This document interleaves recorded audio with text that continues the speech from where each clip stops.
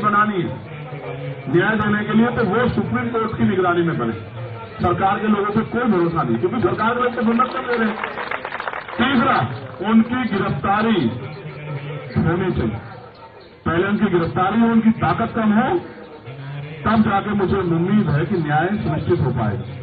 और बड़े पैमाने पर चोट से जाती है, झूठ फैलाना बंद करो कि ये जाट समाज के बच्चे हैं, ये हरियाणा के बच्चे हैं, ये देश के, जब ये मेडल लाए थे ना तब ये देश के थे, आज भी ये देश के ही हैं। क्यों भाई देश के हो या नहीं हो? देखो, जातीय व्यवस्था तो इस देश में है, और आदमी को पैदा होने के बाद पता लगता है किस जाति में पैदा हो गए। पैदा होने से पहले भी किसी को पता होता है कौन सी जाति में। तो जब तक जातीय व्यवस्था रहेगी तब तक तो ऐसे तो न्याय तो मिल जाता, कहां से खत्म हो जाएगी? ऐसे नहीं खत्म होगी, खत्म करनी पड़ेगी जब अच्छे लोग सोचेंगे इस बारे में भी कि जाति की वजह से कितना नुकसान हो रहा है। चुप हो जाओ। देखो, ये देश के बच्चे हैं, देश की बेटियां हैं, हम सबके भाई हैं, बहन हैं। हम इनके लिए न्याय की लड़ाई को मजबूत करने के लिए हैं। और मेरा जितने भी राजनीतिक दल के लोग हैं उनसे भी अपील है कि जब आप इसके अंदर आ जाओ, इनके परिसर के, जहां इनके सम्मान गौरव की लड़ाई चल रही है, तो अपनी पार्टी को वहां छोड़ाओ पीछे। आपके नारे इनके आंदोलन को बदनाम न कर दे, इस बात का भी ध्यान रखना है आपको, क्योंकि सरकार के लोगों का एजेंडा है। वो किसी भी तरह से आंदोलन को गलत साबित करने के लिए तमाम तरह के प्रयास करेंगे। कोई नारा उनका ही आदमी आगे लगा देगा और वो कहेंगे देखो जी वहां तो ये हो रहा है। यहां सिर्फ एक चीज हो रही है कि देश की वीरांगना, देश का गौरव, देश का युवा, देश का नेतृत्व करता जमीन पे बैठ के अपने हक की लड़ाई लड़ रहा है, दिल्ली में बैठ के लड़ रहा है, और देश के हुक्मरान कानों में रूल डाल के चैन से सो रहे हैं। और ये किसी भी मुल्क के लिए अच्छा नहीं। अगर आज हम लोग नहीं खड़े हुए, कल आने वाली पीढ़ी आपसे सवाल पूछेगी कि जब वहां विनय, साक्षी, बजरंग और तमाम हमारे भाई बहन वहां बैठे थे, तब आप लोग घर में चैन से कैसे सो रहे थे? बताओ।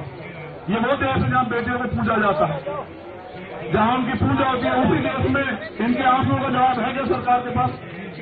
ताकतवर लोगों के पास जवाब है क्या? इनके आंसुओं का कौन देगा जवाब? मैं बस ये चाहता हूं, हमारी एक ही मांग है कि इनकी मांगों को सरकार सुने। ये लड़ाई सिर्फ एक की लड़ाई न्याय। और अगर ये इतना विवाद चलता रहेगा आपस में, तो बताओ कैसे आएगा मेडल? आ जाएगा? जब ये मानसिक रूप से डिस्टर्ब रहेंगे तो कैसे आ जाएगा मेडल? और मेडल नहीं आएगा तो फिर क्या करोगे? फिर दूसरे देश वालों को पकड़ के अपने देश का बना लोगे क्या? कहोगे ये भारत का रहने वाला था पहले है? नहीं, ये गलत। इसलिए इनकी जायज मांगे हैं, इनकी जायज मांगों पे सरकार को अपना रुख स्पष्ट करना चाहिए। और सबसे पहले पुलिस से भी मेरा ये अनुरोध है, भाई गार्डन में घूम रहा है क्या, कि भाई आपको आरोपी को गिरफ्तार करना चाहिए, उसको जेल में डालना चाहिए, और फिर कोर्ट के जरिए, जांच के जरिए जो है उस पर काम होना चाहिए। और तमाम नेताओं से मेरा ये अनुरोध है जो सरकार में है या सरकार से बाहर है, कि वो अगर कुछ नहीं कर सकते सरकार के लोग, तो कम से कम इनके लिए जांच की मांग ही कर दो। या इतना भी नहीं कर पाओगे तो जिंदा रहना सिर्फ एक संत कह के गए कि सिर्फ सांसों का रुकना मौत नहीं होती, जिनका जमीर मर जाता वो भी मर जाता। मैंने उदाहरण के तौर पर आपको बताया कि हम मान रहे हैं कि वो सही हो सकते हैं, लेकिन कोर्ट ने तय किया कि हरियाणा के एक संत, जो संत नहीं हुए, संत दुनिया के लिए जीता है, मानवता के लिए जीता है, लोगों के लिए जीता है, लोगों को उपकार करता है। जो शोषण करता है वो संत नहीं होता, वो ताकतवर नहीं होता। इसलिए मैं अपनी बहनों से उनको हार ना माने। खड़े हो जाओ जरा, एक बार खड़े हो जाओ, आ जाओ, खड़े हो जाओ, ऐसे तुम भी खड़े हो जाओ। इनका धन्यवाद करो सब लोग कि ये लोग अपने हक के लिए लड़ रहे हैं, और जो से ताली बजा के धन्यवाद करो। उसका कारण अगर आज हम लोगों ने इनका हौसला नहीं बढ़ा, मैं खास के लोगों का धन्यवाद देता हूं जिन्होंने तय किया कि नहीं, न्याय मिलना चाहिए। अगर आज हमने इनका हौसला नहीं बढ़ाया तो कल कोई अपने हक के लिए सड़क पर नहीं आ पाए। और अगर इस देश में मांगने से कुछ मिल जाता तो हर व्यक्ति ताकतवर हो जाता। यहां तो लड़ना पड़ता है, छीनना पड़ता है। हमने बहुत आंदोलन देखे हैं, और इतिहास में सबसे बड़ा आंदोलन किसान आंदोलन है। 700 लोगों ने कुर्बानी दी, तब जाके हम लोग से जीते। इसलिए आपसे अपील है, बहादुर भाइयों बहनों, एक तो रोएगा नहीं तो मैं से कुछ मैं ये भी जानता हूँ कि तुम भावुक होकर रोते घबराती नहीं हो, शेरनी हो वैसे तो हमारी बहादुर बहनों, लेकिन रोना नहीं, आपके आंसू कमजोर करते हैं। आप देखो ये भावुक लोग हैं, कुछ इनसे है नहीं है भावुक, ऐसा ना हो तुम्हारे आंसू इस देश में सैलाब ला दें। क्रांति जब जन्म लेती है ना, विद्रोह से जन्म लेती है, देश का इतिहास गवाह है।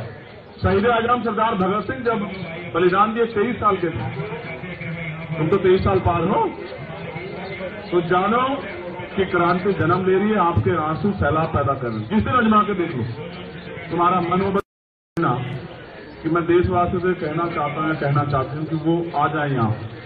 इस दिल्ली में पैर रखने की जगह नहीं मिलेगी, दिल्ली के लोग जय जयकार करेंगे।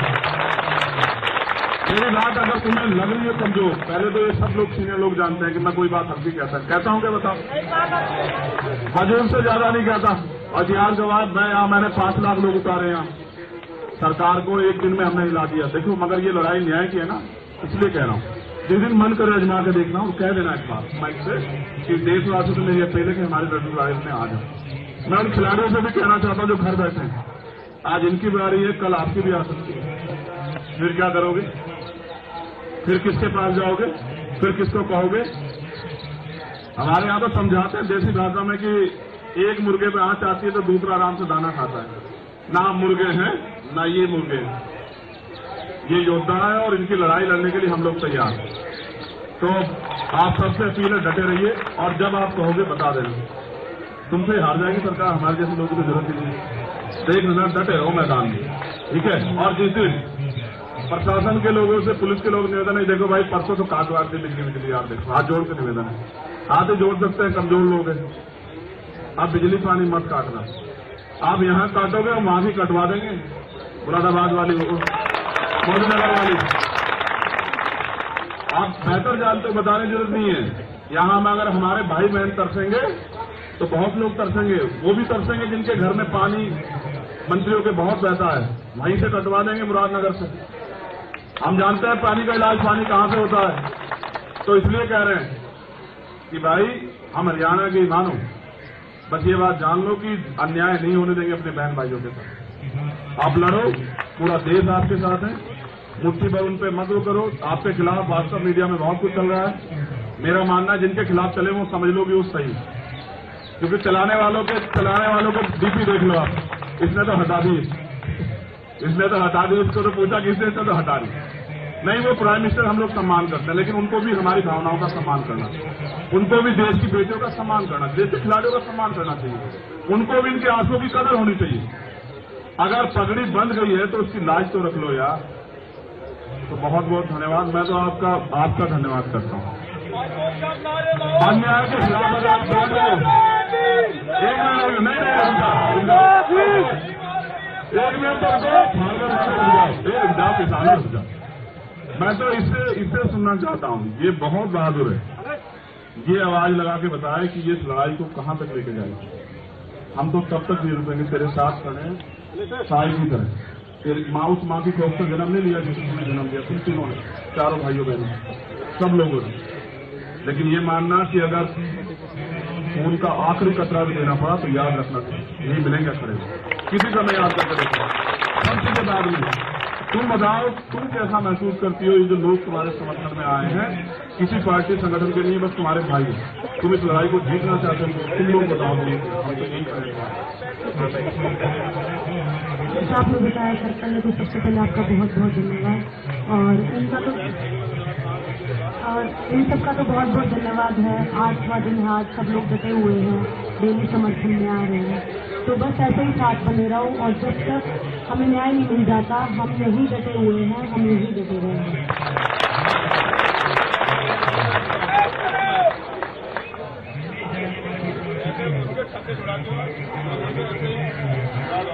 जैसे आपने बोला, सबसे पहले राम राम करते हैं, वास्तविक को प्रणाम, सभी को राम राम। वही है कि अन्याय की लड़ाई है, अन्याय जीतना चाहता है, लेकिन हम न्याय के साथ उठना चाहते हैं यहाँ से। जब तक सभी चीजों से लोग अंदर मिल जाएंगे तो हम खिलाड़ी होने के नाते मैं मतलब अगर ब्रजभूषण अगर रेसलिंग में बना रहेगा तो मैं रेसलिंग छोड़ दूंगी, ऐसी स्थिति पैदा हो जाएगी। तो आने वाले जो हमारे लड़के हैं जो रेसलिंग करना चाहते हैं, जो हमें के सपने लेते हैं, तो हम नहीं चाहते कि हम उनके सपने करें। ये उनके सपनों की लड़ाई है और ब्रजभूषण जब तक अंदर नहीं होगा हमें नहीं लगता हमें न्याय मिलेगा। तो ब्रजभूषण को अंदर जाना होगा, हमें न्याय दिलाने के लिए आपको लगना होगा। आप सभी को राम राम। जैसे भाई ने हमें हौसला दिया है तो इसे और मजबूती मिल रही है आप लोगों का प्यार देखकर, समर्थन देखिए। और जैसे भाई ने कहा ना ऐसे इंसाफ लेके उठेंगे तो इंसाफ लेके उठेंगे।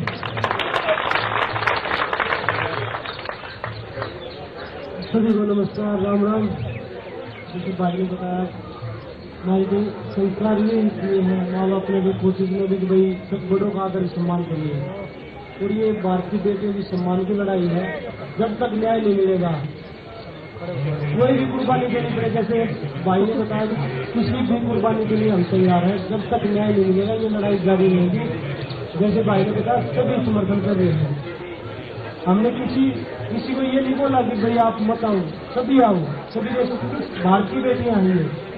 और जब तक न्याय नहीं मिलेगा हम साथ में खड़े हैं, जैसे हैं और हर कुर्बानी देने के लिए तैयार है। और मैं भाई का भी यहाँ पे आए हैं हौसला देने के लिए धन्यवाद तो नहीं बोलूंगा भाई, क्योंकि आप भाई ने भी बता दिया कि फैमिली में कोई धन्यवाद नहीं होता, कोई धन्यवाद नहीं होता।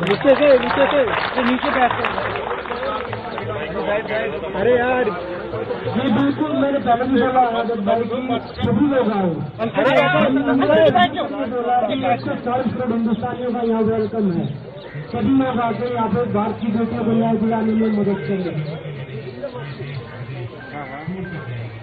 ये सारी अकादमी है, ये सारी अकादमी है और आप लोगों का सपोर्ट देके और मजबूती के साथ आगे बढ़ रहे हैं। और इतना हौसला आप लोग हमें दे रहे हैं कि ये लड़ाई आगे लड़ते रहिए, हम आप लोगों के साथ हैं।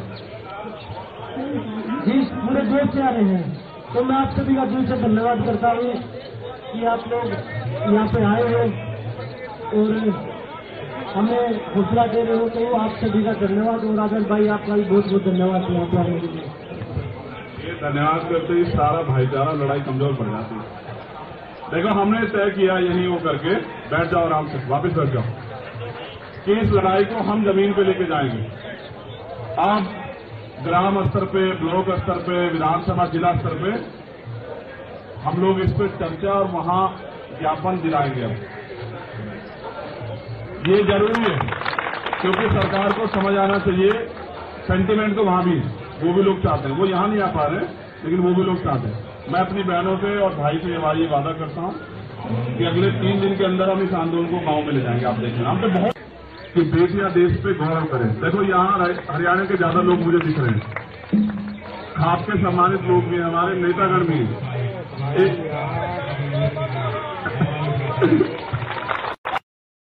एक दिन वही हरियाणा था जहां बेटियों को इतने अवसर नहीं थे।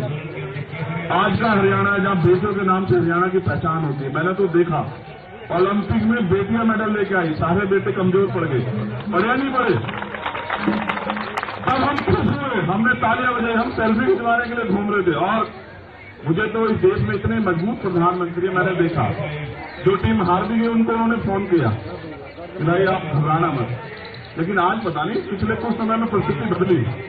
आज वो बेटियां यहीं बैठी हैं उनसे कुछ गज की दूरी पे, आज आवाज नहीं जा रही है, आज आवाज नहीं जा रही है। देखो पिछले कुछ समय में बहुत कुछ बदला, इस बात पे गहराई से सोचो आप लोग। ये आज की लड़ाई नहीं, जब भी कोई लड़ने के लिए आए, चाहे वो किसान हो, नौजवान हो, कोई भी हो, चाहे किसी जाति का और धर्म का अपने अधिकारों के लिए आ, सरकार ने एजेंडा सेट कर दिया तभी। अब बजरंग के साथ एक अच्छी बात यह है, आप ऐसे फोन करो या ये आपको फोन करे तो ये कहेगा सीधा एकदम सुनते कहेगा राम राम। अब इसको कैसे आप एजेंडे में सेट करोगे? आप इसको मुसलमान कहोगे, आप इसको खालिस्तानी कहोगे, आप इसको धर्म विद्रोही कहोगे, आप इसको टेररिस्ट कहोगे, क्या कहोगे? यहां सरकार आके फंस जा रही है, वरना सत्य रहिए यहां बैठने नहीं देते। ये तुम दमदार लोग हो भाई। अगर ये मुकदमा किसी गरीब आदमी पे हो गया होता ना, उसके परिवार की खाल कूट के भूख भर देती पुलिस। हमने जिंदगी देखी है, यहाँ 20 साल हो गए मैं काम करते। अगर न्याय सबके लिए समान होता फिर एफआईआर के लिए कोर्ट नहीं जाना पड़ता। देखो, ये भी एक सत्य है, जब तक वो फेडरेशन के अध्यक्ष रहेंगे तब तक कुछ भी निष्पक्ष नहीं हो सकता। बिल्कुल, ये बिल्कुल सत्य बात है। जब तक वो फेडरेशन के अध्यक्ष है तब तक निष्पक्ष न्याय तो छोड़ दो, न्याय का मात्र होना नहीं, न्याय दिखना भी चाहिए। जब आप उस पद पे बैठे हो तो कहां से न्याय हो जाएगा, और जब आप उस पद की ताकत का दुरुपयोग कर रहे हो तो कहां से न्याय हो जाएगा। मैं तो ये समझ रहा था कि ब्रजभूषण जी अपने आप जो वो इस्तीफा दे रही है कि भाई पहले निष्पक्ष जांच होने दो। कल से मीडिया ने एक चीज चलाई कि भाई कमेटी की रिपोर्ट भी नहीं पड़ी, वो भी कह रहे हैं कमेटी की रिपोर्ट भी नहीं पड़ी। ओ भैया, कमेटी कौन सी है? कोई निष्पक्ष कमेटी है? कोई जैसा उस कमेटी को लीड कर रहे हैं सरकार के लोग हैं, सरकार के नेता हैं, सरकार से जुड़े लोग हैं। मेरा तो ऐसा मानना है जिनका रोजगार इस सरकार से चल रहा है वो बेचारे क्या निष्पक्ष हो जाएंगे बताओ। अगर कमेटी बनानी है ना तो 330 साल तक के तो हैं, उनके नेतृत्व में बनवा दो, पता लग जाएगा तो ना सारी चीज का कैसे जांच होती है। देश के लिए सबसे महत्वपूर्ण बात आज ये है कि देश के जो सुप्रीम कोर्ट के हमारे चीफ जस्टिस हैं उनके वो रीढ़ की हड्डी वाले हैं, और यही सरकार के लिए परेशानी है। यही एकमात्र परेशानी है। देखो, मैं तो यहाँ मीडिया के लोग बैठे हैं, एक हमारी बहन उधर खड़ी है प्रज्ञा। मैं तो ये कहना चाहता हूँ सुप्रीम कोर्ट के चीफ जस्टिस साहब से भी कि गरीब आदमी सुप्रीम कोर्ट नहीं पहुंच पाता, आपको उसको सरल बनाना चाहिए। 2-3 लाख रुपए नहीं है लोगों के पास कि लोग सुप्रीम कोर्ट आ जाए, जबकि वो न्याय का सबसे बड़ा मंदिर है। अगर कमेटी बनानी है, और ब्रजभूषण सिंह जी तो सुनेंगे मुझे, तो कमेटी बनवा दीजिए ना चीफ जस्टिस साहब के नेतृत्व में, हम भी मान लें। और हम तो क्या कह रहे हैं, हम तो निष्पक्ष जांच की बात कर रहे हैं। निष्पक्ष जांच कब होगी? जब ब्रजभूषण जी इस्तीफा दे दें। आप मेरी एक बात को गलत साबित कर दो, डिनाई कर दो। अगर यही पोस्टों के एफआईआर किसी और से हुई होती तो क्या वो आज बाहर घूम रहा होता? क्या बता रहा हूं, सब लोग बता दो। अच्छा देखो, बोल दो सर। अच्छा देखो, एक चीज और सुनो, पिछले कुछ समय से ट्रेंड बदला है। आरोपी के पक्ष में पंचायत होती है, आरोपी के पक्ष में डिबेट होती है, और हमारी सम्मानित मीडिया खड़ी है, ये उसको डिफाइन करने लग जाते हैं बार बार। देखो, भक्ति से काम नहीं चलेगा। भक्ति तो आसाराम जी की भी बहुत लोग करते थे, नहीं करते हैं। बता देखो, उदाहरण बता रहा हूं, 1 मिनट में उदाहरण बता रहा हूं आपको। जब तक उनके कोर्ट का फैसला नहीं आया, जो लोग उनको आराध्य मानते थे उनको पूछते थे, वहां पूछते नहीं पूछते। जब कोर्ट का फैसला आया तभी तो पता लगा ताकतवर है तो क्या अपराध नहीं कर सकता है क्या? धर्म का चोला उल्टा तो अपराध नहीं कर सकता, कर सकता है। हरियाणा के लोग तो राम जयंती के जवान। बताओ, आप इस बात को नोट करो। देखो, पैरोल मिलती है, सब कुछ मिलती है, आम आदमी को दिला दो पैरोल। ये क्यों है? ये इसलिए है कि सत्ता पक्ष अपने हिसाब से एजेंडा सेट कर रहा है। देखो, मैंने 2 उदाहरण इसलिए दिए कि जब आसाराम जी पे अगर कोर्ट ने तय कर दिया और फिर कोर्ट ने सजा की, तो जब आसाराम जी राम रहीम जी के निर्णय में हमें पता लग सकता है कि कोर्ट सही है, तो ब्रजभूषण जी का फैसला भी कोर्ट में छोड़ दीजिए। आप क्यों डिफाइन करने लगे हैं? उनको गिरफ्तार तो होने दीजिए, सब ताकत कम तो होने दीजिए। जब वो सत्ता में बैठे हैं, ताकत में बैठे, कैसे न्याय हो जाएगा? ऐसे न्याय संभव नहीं। देखो, हमें गौरव करना चाहिए कि किस माहौल में हमारी बहनें और हमारे अंतर्राष्ट्रीय खिलाड़ी जिन्होंने देश का प्रतिनिधित्व किया, आज वो यहाँ हैं। परसों रात पता लगा था बिजली काट दी, पानी काट दिया। गद्दे, चलो चिंता मत कर। देखो, मेरे साथ थोड़ा सा ना मैं नया काम अपना कर रहा हूँ। बजरंग साक्षी बैठी है हमारी छोटी बहन। अगर ये काम ना होता तो मेरा गद्दा यही गिरवा देता मैं। ठीक है, मैं एक ऐसा आदमी ना, मैं अपनी बहनों के आंसू नहीं दे सकता। लखनऊ में रोई थी हमारी बहनें, मैं 4 दिन तक उन्हीं के साथ ही बैठा रहा, और सरकार को हमने झुका दिया। सरकार को फैसला लेना पड़ा कि नहीं, ये गलत है। तुम्हारे आंसू देखते हैं ना तो कलेजा छलनी हो जाता है। मेरी बहनों, आंसू मत बहाना, तुम्हारे एक आंसू पे लहू का आखिरी कतरा बहा देंगे हम लोग। क्या बात करती है? आंसू मत बहाओ। देखो, न्याय तब होगा जब वो फेडरेशन के अध्यक्ष पद को, अगर नैतिकता होती छोड़ देते, नैतिकता नहीं, वो कोशिश करें कि बच जाए। अगर अपराध करके बचना चाहोगे तो फिर कैसे चलेगा, कैसे संभव हो पाए? इसलिए देखो, प्रधानमंत्री जी से हमारी कोई लड़ाई नहीं, क्योंकि ये सवाल ये है कि जब आप सबके आंसू पूछ रहे थे, जो हारा जो जीता, जिन्होंने देश को गौरव किया, तो आपकी तरफ से एक आदमी तो आता उनके आंसू पूछने के लिए। और अगर देखो, मैं ये भी कह रहा हूं सर, यहाँ हमारे सभी भाई मौजूद, जाति धर्म पार्टी सब चीजों से ऊपर उठ के, अगर किसी सरकार के अलावा किसी दूसरी पार्टी के लोगों से अपराधी जुड़ा होता तो सरकार के लोग हिला के रख देते सब।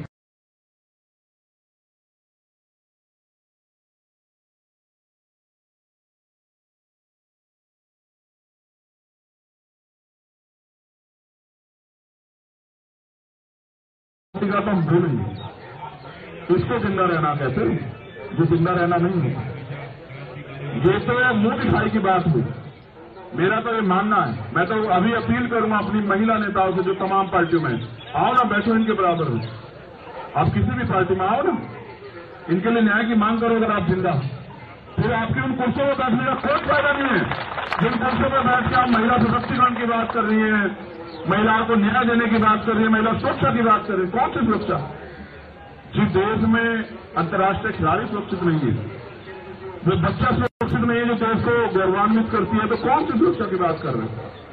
इसलिए मेरी मीडिया के माध्यम से अपील है प्राइम मिनिस्टर जी से, वो हम सबके प्राइम मिनिस्टर हैं, वो इनके भी प्राइम मिनिस्टर अंतर्राष्ट्रीय खिलाड़ी है या नहीं है? बताओ तुम्हारे प्राइम मिनिस्टर है या नहीं है?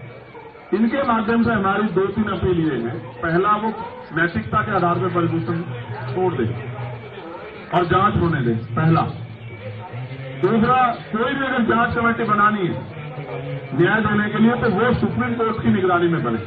सरकार के लोगों से कोई भरोसा नहीं, क्योंकि सरकार के लोग तो गुंडा कर दे रहे हैं। तीसरा, उनकी गिरफ्तारी होनी चाहिए। पहले उनकी गिरफ्तारी हो, उनकी ताकत कम हो, तब जाके मुझे उम्मीद है कि न्याय सुनिश्चित हो पाएगा। और बड़े पैमाने पर चौथी बात, ये झूठ फैलाना बंद करो कि ये जाट समाज के बच्चे हैं, ये हरियाणा के बच्चे हैं, ये देश के, जब ये मेडल लाए थे ना तब ये देश के थे, आज भी ये देश के ही। क्यों भाई, देश के हो या नहीं हो? देखो, जातीय व्यवस्था तो इस देश में है, और आदमी को पैदा होने के बाद पता लगता है किस जाति में पैदा हो गए। पैदा होने से पहले भी किसी को पता होता है कौन सी जाति में। तो जब तक जातीय व्यवस्था रहेगी तब तक तो ऐसे तो न्याय तो मिल जाता है, खत्म हो जाएगी। ऐसे नहीं खत्म होगी, खत्म करनी पड़ेगी जब अच्छे लोग सोचेंगे इस बारे में भी कि जाति की वजह से कितना नुकसान हो रहा है। चुप हो जाओ, चुप हो जाओ, चुप हो जाओ। देखो, ये देश के बच्चे हैं, देश की बेटियां हैं, हम सबके भाई हैं, बहन हैं। हम इनके लिए न्याय की लड़ाई को मजबूत करने के लिए यहाँ हैं। और मेरा जितने भी राजनीतिक दल के लोग हैं उनसे भी अपील है कि जब आप इसके अंदर आ जाओ, इनके परिसर के, जहां इनके सम्मान गौरव की लड़ाई चल रही है, तो अपनी पार्टी को वहां छोड़ाओ पीछे। आपके नारे इनके आंदोलन को बदनाम न कर दे, इस बात का भी ध्यान रखना है आपको, क्योंकि सरकार के लोगों का एजेंडा है वो किसी भी तरह से आंदोलन को गलत साबित करने के लिए तमाम तरह के प्रयास करेंगे। कोई नारा उनका ही आदमी आगे लगा देगा और वो कहेंगे देखो जी वहां तो ये हो रहा है। यहां सिर्फ एक चीज हो रही है कि देश की वीरांगना, देश का गौरव, देश का युवा, देश का नेतृत्वकर्ता जमीन पे बैठ के अपने हक की लड़ाई लड़ रहा है, दिल्ली में बैठ के लड़ रहा है, और देश के हुक्मरान कानों में रूल डाल के चैन से सो रहे हैं। और ये किसी भी मुल्क के लिए अच्छा नहीं। अगर आज हम लोग नहीं खड़े हुए, कल आने वाली पीढ़ी आपसे सवाल पूछेगी कि जब वहां विनय, साक्षी, बजरंग और तमाम हमारे भाई बहन वहां बैठे थे, तब आप लोग घर में चैन से कैसे सो रहे थे? बताओ। ये वो देश है जहां बेटियों को पूजा जाता है, जहां उनकी पूजा होती है। उसी देश में इनके आंसुओं का जवाब है क्या सरकार के पास? ताकतवर लोगों के पास जवाब है क्या? इनके आंसुओं का कौन देगा जवाब? मैं बस ये चाहता हूं, हमारी एक ही मांग है कि इनकी मांगों को सरकार सुने। ये लड़ाई सिर्फ एक की लड़ाई न्याय। और अगर ये इतना विवाद चलता रहेगा आपस में, तो बताओ कैसे आएगा मेडल? आ जाएगा? जब ये मानसिक रूप से डिस्टर्ब रहेंगे तो कैसे आ जाएगा मेडल? और मेडल नहीं आएगा तो फिर क्या करोगे? फिर दूसरे देश वालों को पकड़ के अपने देश का बना लोगे क्या? कहोगे ये भारत का रहने वाला था पहले है? नहीं, ये गलत। इसलिए इनकी जायज मांगे हैं, इनकी जायज मांगों पे सरकार को अपना रुख स्पष्ट करना चाहिए। और सबसे पहले पुलिस से भी मेरा ये अनुरोध अरे भाई गार्डन में घूम रहा है क्या कि भाई आपको आरोपी को गिरफ्तार करना चाहिए, उसको जेल में डालना और फिर कोर्ट के जरिए जांच के जरिए जो है उसका काम होना चाहिए। और तमाम नेताओं से मेरा ये अनुरोध है जो सरकार में है या सरकार से बाहर है कि वो अगर कुछ नहीं कर सकते सरकार के लोग तो कम से कम इनके लिए जांच की मांग ही कर दो, या इतना भी नहीं कर पाओगे तो जिंदा रहना सिर्फ एक संत कह के गए कि सिर्फ सांसों का रुकना मौत नहीं होती, जिनका जमीर मर जाता वो भी मर जाता। मैंने उदाहरण के तौर पर आपको बताया कि हम मान रहे हैं कि वो सही हो सकते हैं, लेकिन कोर्ट ने तय किया कि हरियाणा के एक संत जो संत नहीं हुए, संत दुनिया के लिए जीता है, मानवता के लिए जीता है, लोगों के लिए जीता है, लोगों को उपकार करता है। जो शोषण करता है वो संत नहीं होता, वो ताकतवर नहीं होता। इसलिए मैं अपनी बहनों से उनका हार ना माने। खड़े हो जाओ जरा, एक बार खड़े हो जाओ, आ जाओ, खड़े हो जाओ, ऐसे तुम भी खड़े हो जाओ। इनका धन्यवाद करो सब लोग कि ये लोग अपने हक के लिए लड़ रहे हैं, और जो से ताली बजा के धन्यवाद करो। उसका कारण अगर आज हम लोगों ने इनका हौसला नहीं बढ़ा, मैं खास के लोगों का धन्यवाद देता हूं जिन्होंने तय किया कि नहीं न्याय मिलना चाहिए। अगर आज हमने इनका हौसला नहीं बढ़ाया तो कल कोई अपने हक के लिए सड़क पर नहीं आ पाए। और अगर इस देश में मांगने से कुछ मिल जाता तो हर व्यक्ति ताकतवर हो जाता। यहां तो लड़ना पड़ता है, छीनना पड़ता है। हमने बहुत आंदोलन देखे हैं और इतिहास में सबसे बड़ा आंदोलन किसान आंदोलन है। 700 लोगों ने कुर्बानी दी, तब जाके हम लोगों से जीते। इसलिए आपसे अपील है बहादुर भाइयों बहनों, एक तो रोएगा नहीं तो मैं से कुछ। मैं ये भी जानता हूं कि तुम भाव होकर रोते भगाती नहीं हो, शेरनी हो वैसे तो हमारी बहादुर बहनों, लेकिन रोना नहीं। आपके आंसू कमजोर करते हैं। आप देखो ये भावुक लोग हैं, पूछो इनसे है नहीं है भावुक। ऐसा ना हो तुम्हारे आंसू इस देश में सैलाब ला दें। क्रांति जब जन्म लेती है ना, विद्रोह से जन्म लेती है, देश का इतिहास गवाह है। शहीद आजम सरदार भगत सिंह जब बलिदान दिए 23 साल के थे, तुम तो 23 साल पार हो, तो जानो कि क्रांति जन्म ले रही है, आपके आंसू सैलाब पैदा कर रहे हैं। जिस दिन अजमा के देखो तुम्हारा मनोबल ना कि मैं देशवासियों से कहना चाहती हूँ कि वो आ जाए यहाँ। इस दिल्ली में पैर रखने की जगह नहीं मिलेगी, दिल्ली के लोग जय जयकार करेंगे। मेरी बात अगर तुम्हें लग रही है कमजोर, पहले तो ये सब लोग सीनियर लोग जानते हैं कि मैं कोई बात हल्की कहता हूँ क्या बताओ, हजूर से ज्यादा नहीं कहता। और यार जवाब मैंने 5 लाख लोग उतारे यहाँ, सरकार को एक दिन में हमने हिला दिया। देखो मगर ये लड़ाई न्याय की है ना, इसलिए कह रहा हूँ जिस दिन मन करे अजमा के देखना और कह देना एक बात माइक से कि देशवासियों से मेरी अपील है कि हमारे लड़ाई में आ जाओ। मैं उन खिलाड़ियों से भी कहना चाहता हूँ जो घर बैठे हैं, आज इनकी बारी है, कल आपकी भी आ सकती है। फिर क्या करोगे? फिर किसके पास जाओगे? फिर किसको कहोगे? हमारे यहाँ तो समझाते हैं देसी भाषा में कि एक मुर्गे पे आंच आती है तो दूसरा आराम से दाना खाता है। ना मुर्गे हैं ना ये मुर्गे हैं, ये योद्धा है और इनकी लड़ाई लड़ने के लिए हम लोग तैयार हैं। तो आप सबसे अपील है डटे रहिए और जब आप कहोगे बता देना। तुमसे हार जाएगी सरकार, हमारे जैसे लोगों की जरूरत नहीं है। देख लेना, डटे रहो मैदान में, ठीक है। और जिस दिन प्रशासन के लोगों से पुलिस के लोग निवेदन है, देखो भाई परसों तो काट वाट दी बिजली यार, देखो हाथ जोड़ के निवेदन है, हाथ ही जोड़ सकते हैं, कमजोर लोग हैं। आप बिजली पानी मत काटना, आप यहाँ काटोगे हम वहां भी कटवा देंगे, मुरादाबाद वाली मोदीनगर वाली। आप बेहतर जानते हो, बताने की जरूरत नहीं है। यहाँ में अगर हमारे भाई बहन तरसेंगे तो बहुत लोग तरसेंगे, वो भी तरसेंगे जिनके घर में पानी मंत्रियों के बहुत बहता है, वहीं से कटवा देंगे मुरादनगर से। हम जानते हैं पानी का इलाज पानी कहां से होता है, तो इसलिए कह रहे हैं कि भाई हम हरियाणा के मानो, बस ये बात जान लो कि अन्याय नहीं होने देंगे अपने बहन भाइयों के साथ। आप लड़ो, पूरा देश आपके साथ है, मुट्ठी भर उन पे मत करो। आपके खिलाफ वास्तव मीडिया में बहुत कुछ चल रहा है। मेरा मानना है जिनके खिलाफ चले वो समझ लो कि वो सही, क्योंकि चलाने वालों को डीपी देख लो आप, इसने तो हटा दी, इसको तो पूछा किसने, तो हटा दी। नहीं, वो प्राइम मिनिस्टर हम लोग सम्मान करते हैं, लेकिन उनको भी हमारी भावनाओं का सम्मान करना, उनको भी देश की बेटियों का सम्मान करना, देश के खिलाड़ियों का सम्मान करना चाहिए, उनको भी इनके आंसुओं की कदर होनी चाहिए। अगर पगड़ी बंध गई है तो उसकी लाज तो रख लो यार। तो बहुत बहुत धन्यवाद, मैं तो आपका धन्यवाद करता हूँ। अन्याय के खिलाफ अगर आप बोलते हो, एक मिनट मैं तो इससे सुनना चाहता हूँ। ये बहुत बहादुर है, ये आवाज लगा के बताए कि ये लड़ाई को कहां तक लेके जाएगी। हम तो तब तक नहीं रुकेंगे, तेरे साथ खड़े हैं साई की तरह। तेरी माँ उस माँ की कोख से जन्म नहीं लिया जिसने तुम्हें जन्म दिया, तुम तीनों ने, चारों भाइयों बहनों, सब लोगों ने। लेकिन ये मानना कि अगर खून का आखिरी कतरा भी देना पड़ा तो याद रखना नहीं मिलेंगे खड़े, किसी का मैं याद करके देखा सबसे के बाद में। तुम बताओ, तुम कैसा महसूस करती हो? ये जो लोग तुम्हारे समर्थन में आए हैं किसी पार्टी संगठन के लिए, बस तुम्हारे भाई हैं, तुम इस लड़ाई को जीतना चाहते हो, तुम लोग बताओ। यही करेगा।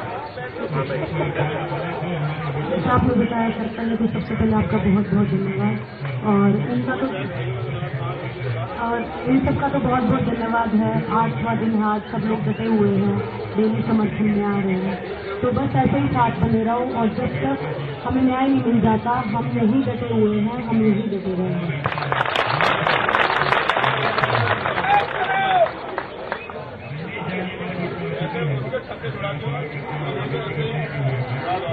जैसे आपने बोला, सबसे पहले राम राम करते हैं, तो आप सभी को प्रणाम, सभी को राम राम।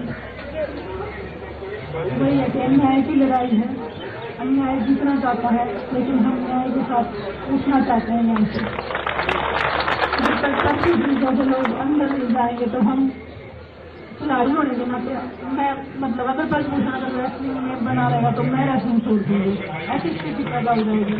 तो आने वाले जो हमारी लड़कियां हैं जो रेसलिंग करना चाहती है, जो हमेशा के सपने लेती हैं, तो हम नहीं चाहते कि हम उनके सपने करें। ये उनके सपनों की लड़ाई है, और ब्रजभूषण जब तक अंदर नहीं होगा हमें नहीं लगता हमें न्याय मिलेगा।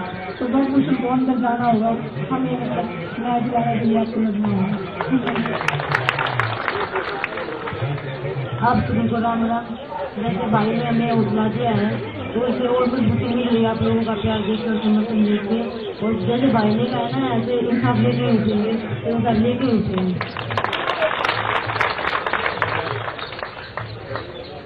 सभी को नमस्कार, राम राम। जैसे भाई ने बताया, हमारी जो संस्कार ये इसलिए है, माँ बाप ने भी कोशिश में भी कि भाई सब बड़ों का आदर सम्मान करिए। और ये भारतीय बेटियों की सम्मान की लड़ाई है।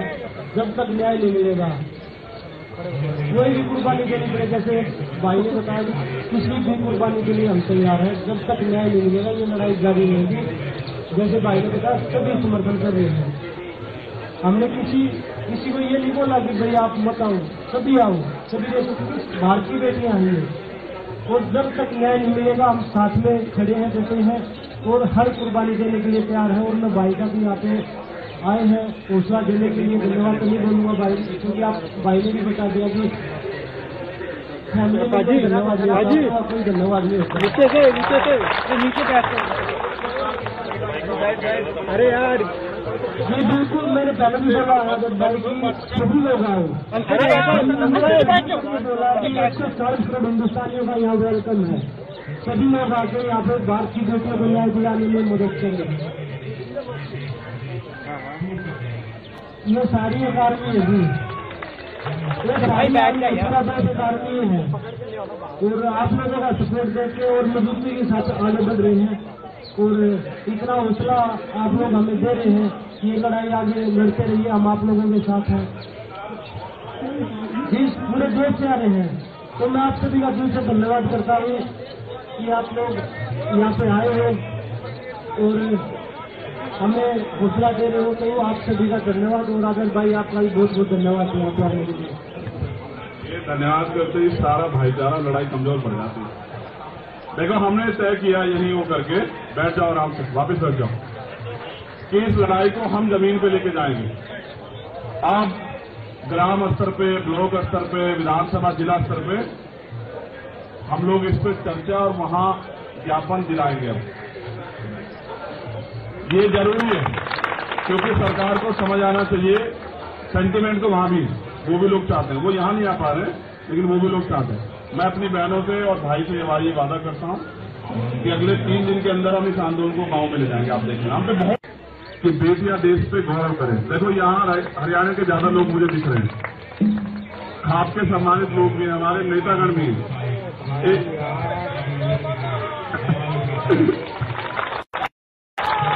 दिन वही हरियाणा था जहां बेटियों को इतने अवसर नहीं थे। आज का हरियाणा है जहां बेटियों के नाम से हरियाणा की पहचान होती है। मैंने तो देखा ओलंपिक में बेटियां मेडल लेके आई, सारे बेटे कमजोर पड़ गए, पढ़े नहीं पढ़े। तब हम खुश हुए, हमने तालियां बजाई, हम सेल्फी खिंचवाने के लिए घूम रहे थे। और मुझे तो इस देश में इतने मजबूत प्रधानमंत्री मैंने देखा, जो टीम हार भी गई उनको उन्होंने फोन किया कि भाई आप घबराना मत। लेकिन आज पता नहीं पिछले कुछ समय में परिस्थिति बदली। आज वो बेटियां यहीं बैठी हैं उनसे कुछ गज की दूरी पे। आज आवाज नहीं जा रही है, आज आवाज नहीं जा रही। देखो पिछले कुछ समय में बहुत कुछ बदला, इस बात पे गहराई से सोचो आप। ये आज की लड़ाई नहीं, जब भी कोई लड़ने के लिए आए, चाहे वो किसान हो, नौजवान हो, कोई भी हो, चाहे किसी जाति का और धर्म का अपने अधिकारों के लिए आया, सरकार ने एजेंडा सेट कर दिया तभी। अब बजरंग के साथ एक अच्छी बात यह है, आप ऐसे फोन करो या ये आपको फोन करे तो ये कहेगा सीधा एकदम सुनते कहेगा राम राम। अब इसको कैसे आप एजेंडे में सेट करोगे? आप इसको मुसलमान कहोगे, आप इसको खालिस्तानी कहोगे, आप इसको धर्म विद्रोही कहोगे, आप इसको टेररिस्ट कहोगे, क्या कहोगे? यहां सरकार आके फंस जा रही, वरना सत्य रहिए, यहां बैठने नहीं देते। ये तुम दमदार लोग हो भाई। अगर यही मुकदमा किसी गरीब आदमी पे हो गया होता ना, उसके परिवार की खाल कूट के भूख भर देती पुलिस। हमने जिंदगी देखी है, यहाँ 20 साल हो गए मैं काम करते। अगर न्याय सबके लिए समान होता फिर एफआईआर के लिए कोर्ट नहीं जाना पड़ता। देखो ये भी एक सत्य है, जब तक वो फेडरेशन के अध्यक्ष रहेंगे तब तक कुछ भी निष्पक्ष नहीं हो सकता। बिल्कुल ये बिल्कुल सत्य बात है, जब तक वो फेडरेशन के अध्यक्ष है तब तक निष्पक्ष न्याय तो छोड़ दो, न्याय का मात्र होना नहीं, न्याय दिखना भी चाहिए। जब आप उस पद पे बैठे हो तो कहां से न्याय हो जाएगा? और जब आप उस पद की ताकत का दुरुपयोग कर रहे हो तो कहां से न्याय हो जाएगा? मैं तो ये समझ रहा था कि ब्रजभूषण जी अपने आप जो वो इस्तीफा दे रही है कि भाई पहले निष्पक्ष जांच होने दो। कल से मीडिया ने एक चीज चलाई कि भाई कमेटी की रिपोर्ट भी नहीं पड़ी, वो भी कह रहे हैं कमेटी की रिपोर्ट भी नहीं पड़ी। ओ भैया कमेटी कौन सी है? कोई निष्पक्ष कमेटी है? कोई जैसा उस कमेटी को लीड कर रहे हैं सरकार के लोग हैं, सरकार के नेता हैं, सरकार से जुड़े लोग हैं। मेरा तो ऐसा मानना है जिनका रोजगार इस सरकार से चल रहा है वो बेचारे क्या निष्पक्ष हो जाएंगे बताओ? अगर कमेटी बनानी है ना तो 330 सदस्य तो हैं, उनके नेतृत्व में बनवा दो, पता लग जाएगा तुम्हें सारी चीज का कैसे जांच होती है। देश के लिए सबसे महत्वपूर्ण बात आज ये है कि देश के जो सुप्रीम कोर्ट के हमारे चीफ जस्टिस हैं उनके वो रीढ़ के हड्डी वाले हैं और यही सरकार के लिए परेशानी है। यही एकमात्र परेशानी है। देखो मैं तो यहाँ मीडिया के लोग बैठे हैं, एक हमारी बहन उधर खड़ी है प्रज्ञा। मैं तो ये कहना चाहता हूँ सुप्रीम कोर्ट के चीफ जस्टिस साहब से भी कि गरीब आदमी सुप्रीम कोर्ट नहीं पहुंच पाता, आपको इसको सरल बनाना चाहिए। 2-3 लाख रुपए नहीं है लोगों के पास कि लोग सुप्रीम कोर्ट आ जाए, जबकि वो न्याय का सबसे बड़ा मंदिर है। अगर कमेटी बनानी है और ब्रजभूषण सिंह जी को सुनेंगे मुझे तो कमेटी बनवा दीजिए ना चीफ जस्टिस साहब के नेतृत्व में, हम भी मान लें। और हम तो क्या कह रहे हैं, हम तो निष्पक्ष जांच की बात कर रहे हैं। निष्पक्ष जांच कब होगी? जब ब्रजभूषण जी इस्तीफा दे दें। आप मेरी एक बात को गलत साबित कर दो, डिनाई कर दो। अगर यही पोस्टों के एफआईआर किसी और से हुई होती तो क्या वो आज बाहर घूम रहा होता? क्या बताओ आप सब लोग बता दो। अच्छा देखो बोलो सर। अच्छा देखो एक चीज और सुनो, पिछले कुछ समय से ट्रेंड बदला है।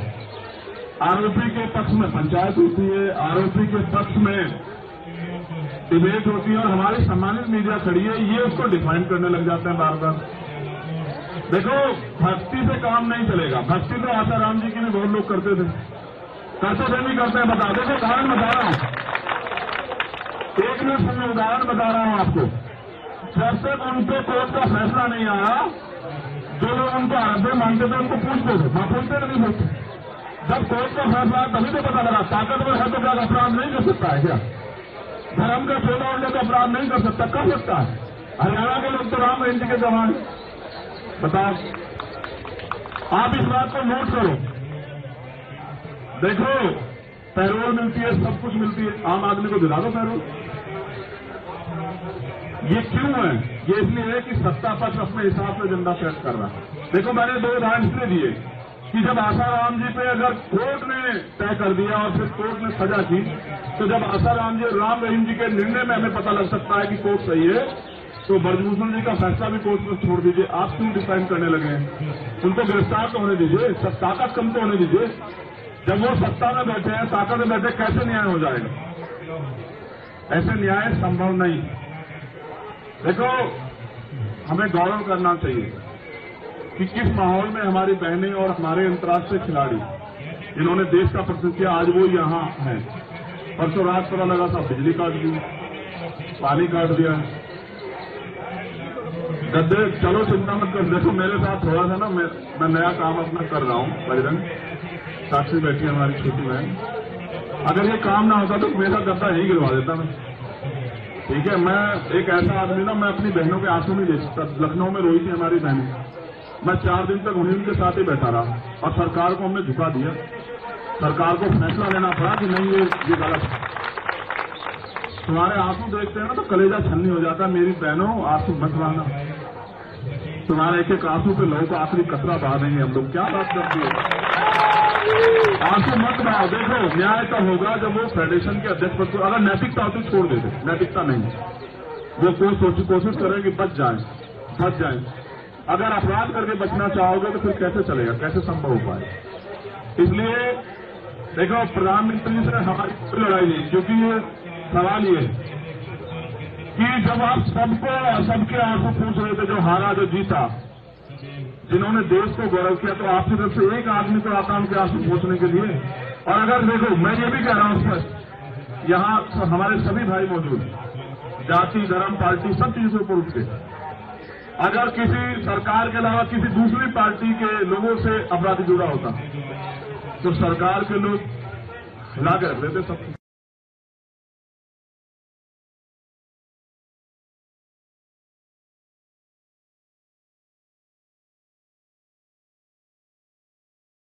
इनके बराबर हो, आप किसी भी पार्टी में आओ ना, इनके लिए न्याय की मांग करो। अगर आप जिंदा, फिर आपके उन कुर्सियों में बैठने का कोई फायदा नहीं है। जिन कुर्सियों में बैठ के आप महिला सशक्तिकरण की बात कर रही है, महिलाओं को न्याय देने की बात कर रही है, महिला सुरक्षा की बात कर रही है, कौन सी सुरक्षा? जिस देश में अंतर्राष्ट्रीय खिलाड़ी सुरक्षित नहीं है, जो बच्चा सुरक्षित नहीं है, जो देश को गौरवान्वित करती है, तो कौन सी सुरक्षा की बात कर रहे हैं? इसलिए मेरी मीडिया के माध्यम से अपील है प्राइम मिनिस्टर जी से, वो हम सबके प्राइम मिनिस्टर हैं, वो इनके भी प्राइम मिनिस्टर अंतर्राष्ट्रीय खिलाड़ी है या नहीं है? बताओ तुम्हारे प्राइम मिनिस्टर है या नहीं है? इनके माध्यम से हमारी 2-3 अपील ये है। पहला, वो नैतिकता के आधार पर ब्रजभूषण छोड़ दे और जांच होने दे, पहला। दूसरा, कोई भी अगर जांच कमेटी बनानी है न्याय देने के लिए, तो वो सुप्रीम कोर्ट की निगरानी में बने। सरकार के लोगों से कोई भरोसा नहीं, क्योंकि सरकार के लोग तो गुंडा कर दे रहे हैं। तीसरा, उनकी गिरफ्तारी होनी चाहिए। पहले उनकी गिरफ्तारी हो, उनकी ताकत कम हो, तब जाके मुझे उम्मीद है कि न्याय सुनिश्चित हो पाएगा। और बड़े पैमाने पर चौथी बात, ये झूठ फैलाना बंद करो कि ये जाट समाज के बच्चे हैं, ये हरियाणा के बच्चे हैं, ये देश के, जब ये मेडल लाए थे ना तब ये देश के थे, आज भी ये देश के ही। क्यों भाई, देश के हो या नहीं हो? देखो, जातीय व्यवस्था तो इस देश में है, और आदमी को पैदा होने के बाद पता लगता है किस जाति में पैदा हो गए। पैदा होने से पहले भी किसी को पता होता है कौन सी जाति में। तो जब तक जातीय व्यवस्था रहेगी तब तक तो ऐसे तो न्याय तो मिल जाए, कहां से खत्म हो जाएगी? ऐसे नहीं खत्म होगी, खत्म करनी पड़ेगी जब अच्छे लोग सोचेंगे इस बारे में भी कि जाति की वजह से कितना नुकसान हो रहा है। चुप हो जाओ। देखो, ये देश के बच्चे हैं, देश की बेटियां हैं, हम सबके भाई हैं, बहन हैं। हम इनके लिए न्याय की लड़ाई को मजबूत करने के लिए हैं। और मेरा जितने भी राजनीतिक दल के लोग हैं उनसे भी अपील है कि जब आप इसके अंदर आ जाओ, इनके परिसर के, जहां इनके सम्मान गौरव की लड़ाई चल रही है, तो अपनी पार्टी को वहां छोड़ाओ पीछे। आपके नारे इनके आंदोलन को बदनाम न कर दे, इस बात का भी ध्यान रखना है आपको। क्योंकि सरकार के लोग का एजेंडा, वो किसी भी तरह से आंदोलन को गलत साबित करने के लिए तमाम तरह के प्रयास करेंगे। कोई नारा उनका आदमी आगे लगा देगा और वो कहेंगे देखो जी वहां तो ये हो रहा है। यहां सिर्फ एक चीज हो रही है कि देश की वीरांगना, देश का गौरव, देश का युवा, देश का नेतृत्व करता जमीन पे बैठ के अपने हक की लड़ाई लड़ रहा है, दिल्ली में बैठ के लड़ रहा है, और देश के हुक्मरान कानों में रूल डाल के चैन से सो रहे हैं। और ये किसी भी मुल्क के लिए अच्छा नहीं। अगर आज हम लोग नहीं खड़े हुए, कल आने वाली पीढ़ी हमसे सवाल पूछेंगी कि जब वहां विनय, साक्षी, बल्लभ और तमाम हमारे भाई बहन वहां बैठे थे, तब आप लोग घर में चैन से कैसे सो रहे थे बताओ।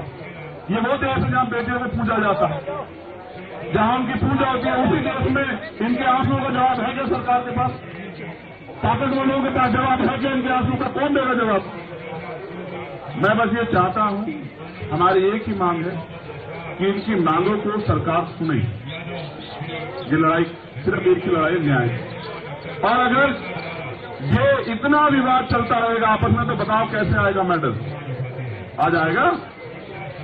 जब ये मानसिक रूप से डिस्टर्ब रहेंगे तो कैसे आ जाएगा मेडल? और मेडल नहीं आएगा तो फिर क्या करोगे?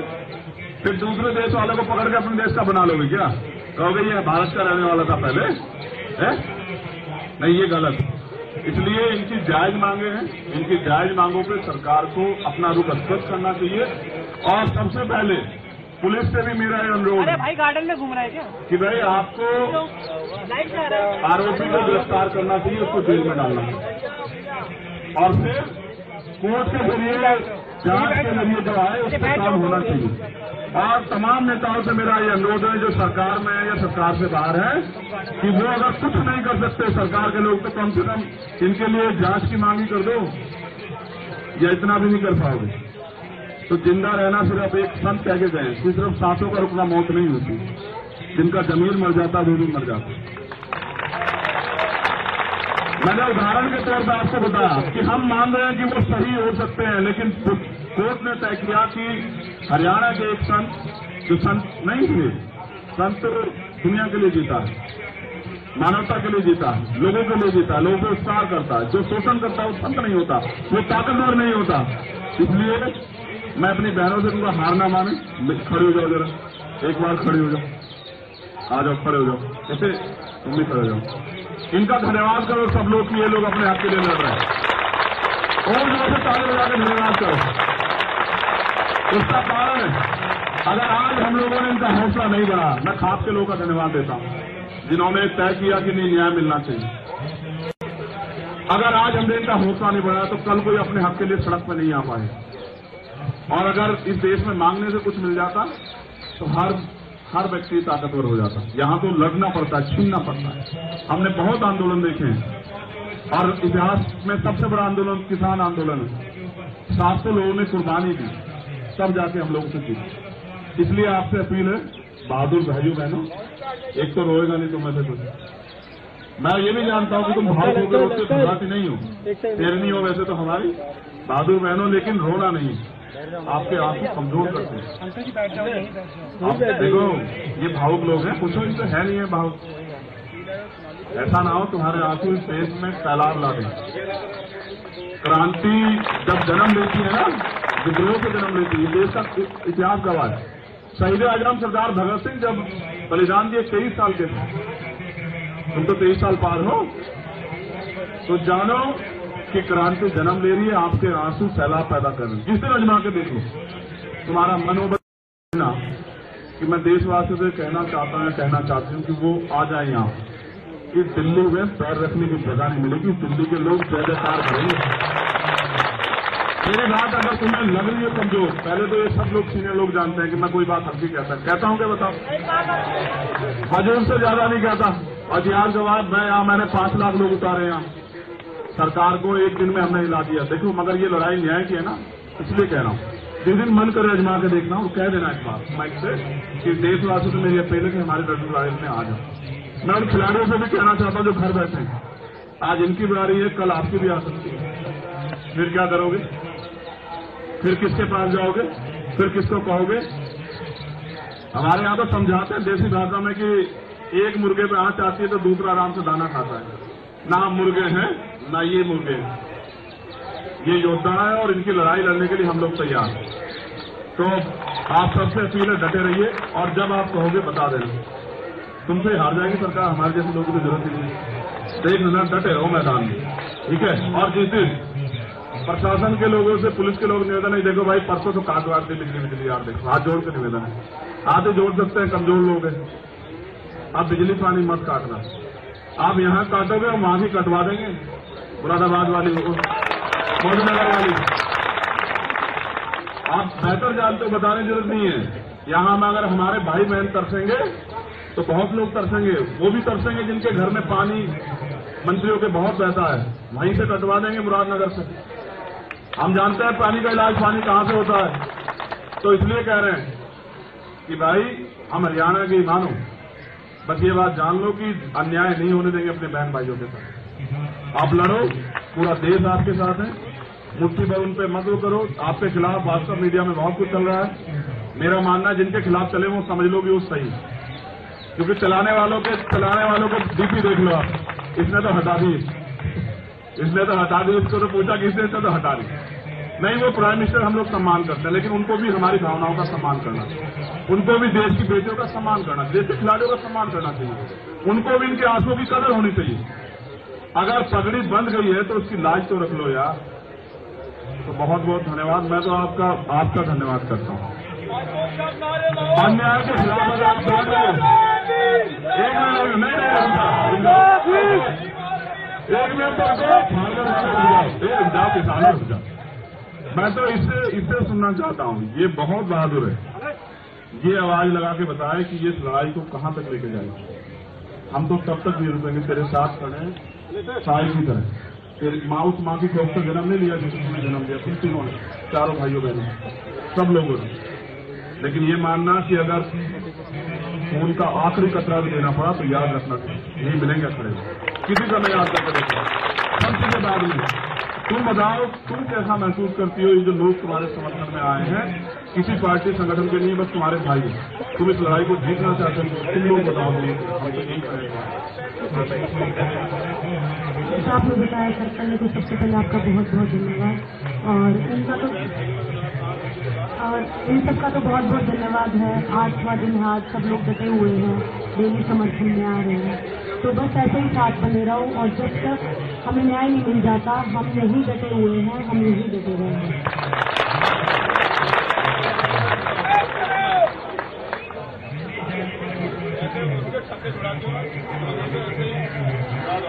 जैसे आपने बोला, सबसे पहले राम राम करते हैं, तो आप सभी को प्रणाम, सभी को राम राम। वही है कि अन्याय की लड़ाई है, अन्याय जीतना चाहता है, लेकिन हम न्याय के साथ उठना चाहते हैं यहाँ से। जब तक सभी चीजों से लोग अंदर नहीं जाएंगे तो हम खिलाड़ी होने के नाते, मैं मतलब अगर पद्मभूषण अगर रेसलिंग में बना रहेगा तो मैं रेसलिंग छोड़ दूंगी, ऐसी स्थिति पैदा हो जाएगी। तो आने वाले जो हमारे मेरे क्या जो रेसलिंग करना चाहते हैं, जो हमेशा के सपने लेते हैं, तो हम नहीं चाहते कि हम उनके सपने करें, ये उनके सपनों की लड़ाई है। और पद्मभूषण जब तक अंदर नहीं होगा हमें नहीं लगता हमें न्याय मिलेगा, तो पद्मभूषण को अंदर जाना होगा, हमें न्याय दिलाने के लिए आपको लड़ना होगा। आप सभी को राम राम। जैसे भाई ने हमें हौसला दिया है, तो इससे और मजबूती मिल रही है आप लोगों का प्यार देखकर, समर्थन देखकर, और जैसे भाई ने कहा ना, ऐसे इंसाफ लेके उठेंगे, इंसाफ लेके उठेंगे।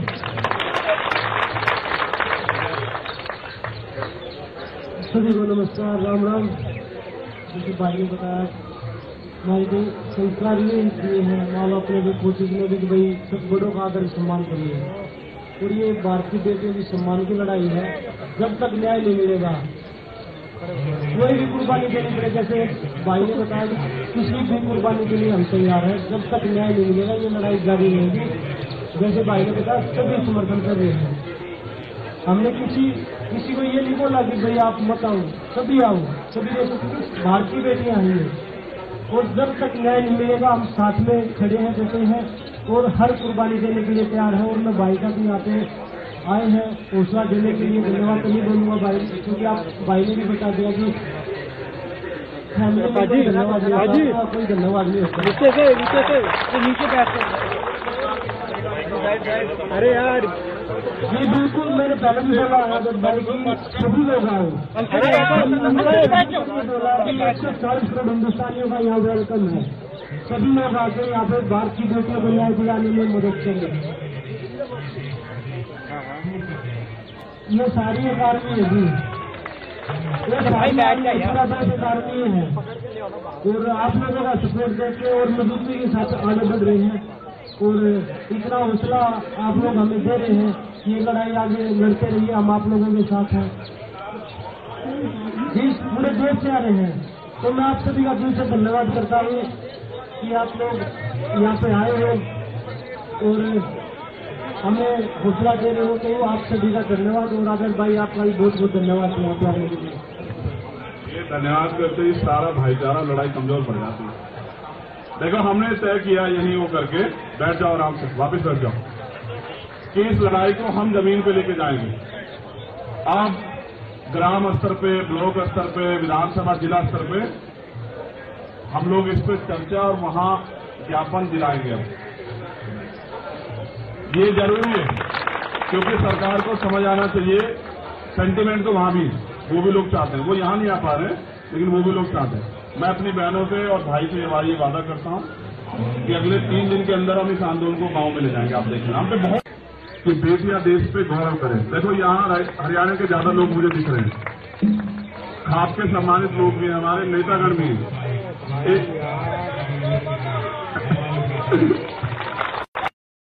एक दिन वही हरियाणा था जहां बेटियों को इतने अवसर नहीं थे।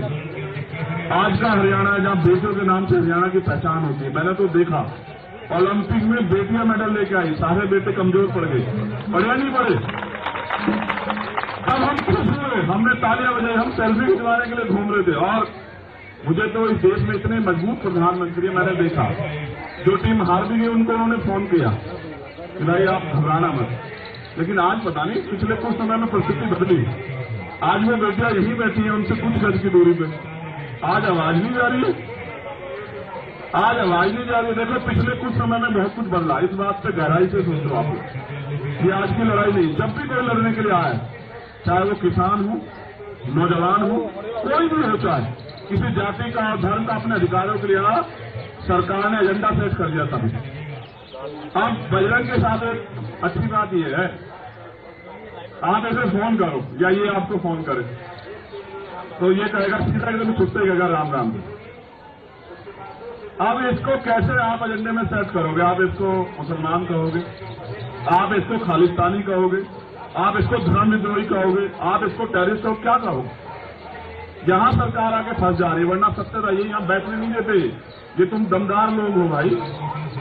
अगर यही मुकदमा किसी गरीब आदमी पे हो गया होता ना, उसके परिवार की खाल कूट के भूख भर देती पुलिस। हमने जिंदगी देखी है, यहाँ 20 साल हो गए मैं काम करते। अगर न्याय सबके लिए समान होता, फिर एफआईआर के लिए कोर्ट नहीं जाना पड़ता। देखो, ये भी एक सत्य है, जब तक वो फेडरेशन के अध्यक्ष रहेंगे तब तक कुछ भी निष्पक्ष नहीं हो सकता। बिल्कुल, ये बिल्कुल सत्य बात है। जब तक वो फेडरेशन के अध्यक्ष है तब तक निष्पक्ष न्याय तो छोड़ दो, न्याय का मात्र होना नहीं, न्याय दिखना भी चाहिए। जब आप उस पद से बैठे हो तो कहां से न्याय हो जाएगा? और जब आप उस पद की ताकत का दुरुपयोग कर रहे हो तो कहां से न्याय हो जाएगा? मैं तो ये समझ रहा था कि ब्रजभूषण जी अपने आप जो वो इस्तीफा दे रही है कि भाई पहले निष्पक्ष जांच होने दो। कल से मीडिया ने एक चीज चलाई कि भाई कमेटी की रिपोर्ट भी नहीं पड़ी, वो भी कह रहे हैं कमेटी की रिपोर्ट भी नहीं पड़ी। ओ भैया, कमेटी कौन सी है? कोई निष्पक्ष कमेटी है? कोई जैसा उस कमेटी को लीड कर रहे हैं सरकार के लोग हैं, सरकार के नेता हैं, सरकार से जुड़े लोग हैं। मेरा तो ऐसा मानना है जिनका रोजगार है सरकार से चल रहा है, वो बेचारे क्या निष्पक्ष हो जाएंगे बताओ? अगर कमेटी बनानी है ना तो 330 साल तक के तो हैं, उनके नेतृत्व में बनवा दो, पता लग जाएगा तुम्हें सारी चीज का कैसे जांच होती है। देश के लिए सबसे महत्वपूर्ण बात आज ये है कि देश के जो सुप्रीम कोर्ट के हमारे चीफ जस्टिस हैं उनके वो रीढ़ के हड्डी वाले हैं और यही सरकार के लिए परेशानी है। यही एकमात्र परेशानी है। देखो, मैं तो यहाँ मीडिया के लोग बैठे हैं, एक हमारी बहन उधर खड़ी है प्रज्ञा। मैं तो ये कहना चाहता हूँ सुप्रीम कोर्ट के चीफ जस्टिस साहब से भी कि गरीब आदमी सुप्रीम कोर्ट नहीं पहुंच पाता, आपको उसको सरल बनाना चाहिए। 2-3 लाख रुपए नहीं है लोगों के पास कि लोग सुप्रीम कोर्ट आ जाए, जबकि वो न्याय का सबसे बड़ा मंदिर है। अगर कमेटी बनानी है आप बलभूषण सिंह जी को सुनेंगे मुझे, तो कमेटी बनवा लीजिए ना चीफ जस्टिस साहब के नेतृत्व में, हम भी मान लें। और हम तो क्या कह रहे हैं, हम तो निष्पक्ष जांच की बात कर रहे हैं। निष्पक्ष जांच तब होगी जब बलभूषण जी इस्तीफा दे दें। आप मेरी एक बात को गलत साबित कर दो, डिनाई कर दो। अगर यही सोचते कि एफआईआर किसी और पर हुई होती तो क्या वो आज बाहर घूम रहा होता? क्या बता रहा हूं, सब लोग बता दो। अच्छा देखो, बोल दो सर। अच्छा देखो, एक चीज और सुनो, पिछले कुछ समय से ट्रेंड बदला है। आरोपी के पक्ष में पंचायत होती है, आरोपी के पक्ष में डिबेट होती है, और हमारी सम्मानित मीडिया खड़ी है, ये उसको डिफाइन करने लग जाते हैं बार बार। देखो, भक्ति से काम नहीं चलेगा। भक्ति तो आसाराम जी की भी बहुत लोग करते थे, नहीं करते हैं। बता देखो, उदाहरण बता रहा हूं, एक मिनट सुनिए, उदाहरण बता रहा हूं आपको। जब तक उनके कोर्ट का फैसला नहीं आया, जो लोग उनको आरोपी मानते थे उनको पूछते थे, हाँ पूछते नहीं पूछते। जब कोर्ट का फैसला तभी तो पता लगा ताकतवर है तो क्या अपराध नहीं कर सकता है क्या? धर्म का चोला उड़े तो अपराध नहीं कर सकता, कर सकता है। हरियाणा के लोग तो राम रहीम जी के जवान। बताओ, आप इस बात को नोट करो। देखो, पैरोल मिलती है, सब कुछ मिलती है, आम आदमी को दिला दो पैरोल। ये क्यों है? ये इसलिए है कि सत्ता पक्ष अपने हिसाब से एजेंडा सेट कर रहा है। देखो, मैंने दो उदाहरण इसलिए दिए कि जब आसाराम जी पे अगर कोर्ट ने तय कर दिया और फिर कोर्ट ने सजा की, तो जब आसाराम जी राम रहीम जी के निर्णय में हमें पता लग सकता है कि कोर्ट सही है, तो बलभूषण जी का फैसला भी कोर्ट में छोड़ दीजिए। आप क्यों डिफाइन करने लगे हैं? उनको गिरफ्तार तो होने दीजिए, सब ताकत कम तो होने दीजिए। जब वो सत्ता में बैठे हैं, ताकत में बैठे, कैसे न्याय हो जाएगा? ऐसे न्याय संभव नहीं। देखो, हमें गौरव करना चाहिए कि किस माहौल में हमारी बहनें और हमारे अंतर्राष्ट्रीय खिलाड़ी जिन्होंने देश का प्रतिनिधित्व किया, आज वो यहाँ हैं। परसों रात पता लगा था बिजली काट दी, पानी काट दिया। गद्दे, चलो चिंता मत कर। देखो, मेरे साथ थोड़ा सा ना, मैं नया काम अपना कर रहा हूँ। परिजन साक्षी बैठी है हमारी छोटी बहन। अगर ये काम ना होता तो मेरा गद्दा यही गिरवा देता मैं। ठीक है, मैं एक ऐसा आदमी ना, मैं अपनी बहनों के आंसू नहीं देख सकता। लखनऊ में रोई थी हमारी बहनें, मैं 4 दिन तक उन्हीं के साथ ही बैठा रहा, और सरकार को हमने झुका दिया। सरकार को फैसला लेना पड़ा कि नहीं, ये गलत है। तुम्हारे आंसू देखते हैं ना तो कलेजा छलनी हो जाता है। मेरी बहनों, आंसू मत बहाना। तुम्हारे एक एक आंसू पे लहू का आखिरी कतरा बहा देंगे हम लोग। क्या बात करती है? आंसू मत बहाओ। देखो, न्याय तब होगा जब वो फेडरेशन के अध्यक्ष पद को, अगर नैतिकता होती छोड़ देते, नैतिकता नहीं, वो कोशिश करें कि बच जाए। अगर अपराध करके बचना चाहोगे तो फिर कैसे चलेगा, कैसे संभव हो पाए? इसलिए देखो, प्रधानमंत्री जी से हमारी कोई लड़ाई नहीं, क्योंकि ये सवाल ये है कि जब आप सबके आंसू पूछ रहे थे, जो हारा जो जीता, जिन्होंने देश को गौरव किया, तो आपकी तरफ से एक आदमी तो आता उनके आंसू पूछने के लिए। और अगर देखो, मैं ये भी कह रहा हूं स्पष्ट, यहाँ हमारे सभी भाई मौजूद, जाति, धर्म, पार्टी, सब चीजों से ऊपर उठ के, अगर किसी सरकार के अलावा किसी दूसरी पार्टी के लोगों से अपराधी जुड़ा होता तो सरकार के लोग हिला के रख देते सब।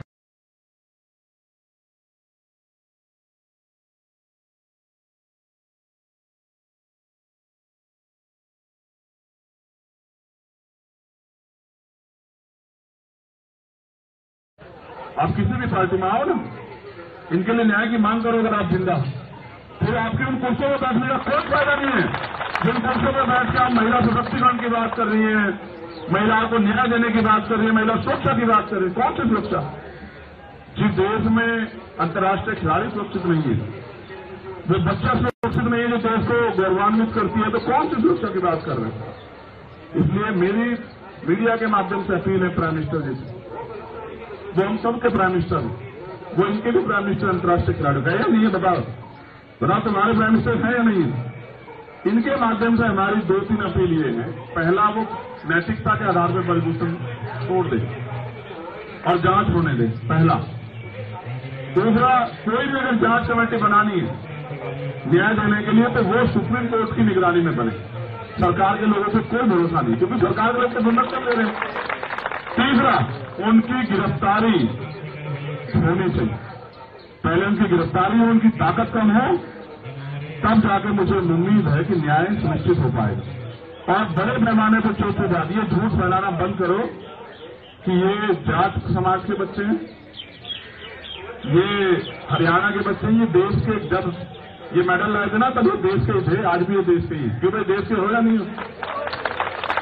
देखो जातीय व्यवस्था तो इस देश में है और आदमी को पैदा होने के बाद पता लगता है वो किस जाति में पैदा हो गए। पैदा होने से पहले तो किसी को पता होता है कौन सी जाति में। तो जब तक जातीय व्यवस्था रहेगी तब तक तो ऐसे तो न्याय तो मिल जाता है, खत्म हो जाएगी। ऐसे नहीं खत्म होगी, खत्म करनी पड़ेगी जब अच्छे लोग सोचेंगे इस बारे में भी कि जाति की वजह से कितना नुकसान हो रहा है।